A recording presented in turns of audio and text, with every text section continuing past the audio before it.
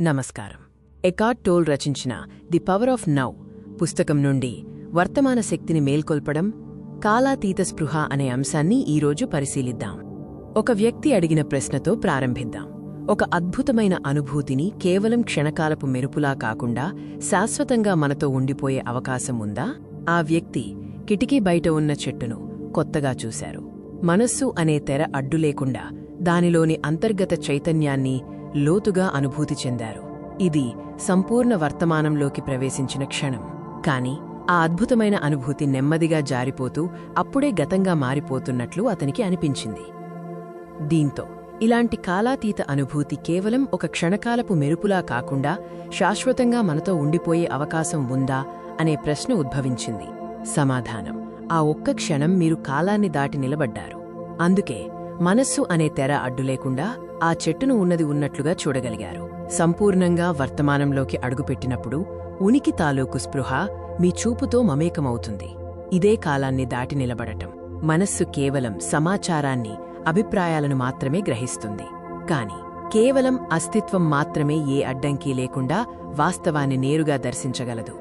మనస్సుకు దానికంటూ ఒక స్థానం ఉన్నా అది మీ జీవితంలోని ప్రతి అంశాన్ని శాసించడం మొదలుపెడితే అది ఒక భయంకరమైన పరాన్నజీవిలా మారుతుంది.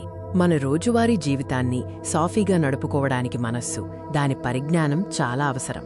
కాని మీ జీవితాన్ని శాసించడానికి దాన్ని అనుమతించకూడదు. అదుపు చేయని మనస్సు పరాన్నజీవిలా మారి అంతా నాశనం చేయడమే కాకుండా చివరకు తనకు ఆశ్రయమిచ్చిన ప్రాణిని కూడా బలితీసుకుంటుంది.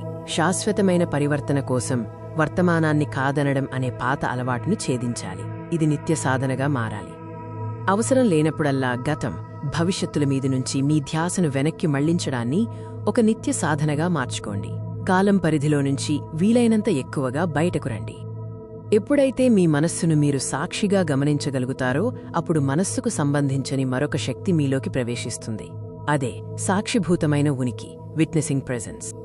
మీ ఆలోచనలను, భావోద్వేగాలను, ప్రతిస్పందనలను గమనించే ఒక నిశ్శబ్ద ప్రేక్షకుడిగా వర్తమానంలో నిలబడండి. గమనించిన దానికి ఎలాంటి తీర్పులు ఇవ్వకండి, విశ్లేషించకండి. ఆత్మగౌరవానికి భంగం వాటిల్లినప్పుడు లేదా భయాన్ని పుట్టించే సవాలు ఎదురైనప్పుడు, అటువంటి క్లిష్ట సమయాల్లోనే మనకు ప్రగాఢమైన వర్తమాన స్పృహ ఎంతో అవసరం. బలమైన భావోద్వేగాలు కట్టలు తెంచుకున్నప్పుడు మనం ఎరుకను కోల్పోయి మూర్ఛావస్థకు లోనయ్యే ప్రమాదం ఉంది. అప్పుడు ప్రవర్తిస్తున్నది మీరు కాదు, మీ పాత అలవాటు మాత్రమే. మిమ్మల్ని మీరు మనస్సుగా భావించుకోవడం వల్ల దానికి మరింత బలం చేకూరుతుంది. అదే మనస్సును ఒక సాక్షిగా గమనించడం వల్ల దానిలోని శక్తి నిర్వీర్యమవుతుంది. మనస్సుతో మమేకమవడం వల్ల కాలం భ్రమ పెరుగుతుంది. నిశ్శబ్దంగా గమనించడం వల్ల కాలాతీత కోణం వికసిస్తుంది. వర్తమాన స్పృహ ద్వారా మనస్సు నుంచి వెనక్కి తీసుకున్న శక్తి మీ మనస్సును మరింత పదునుగా, మరింత ఏకాగ్రతతో పనిచేసేలా చేస్తుంది.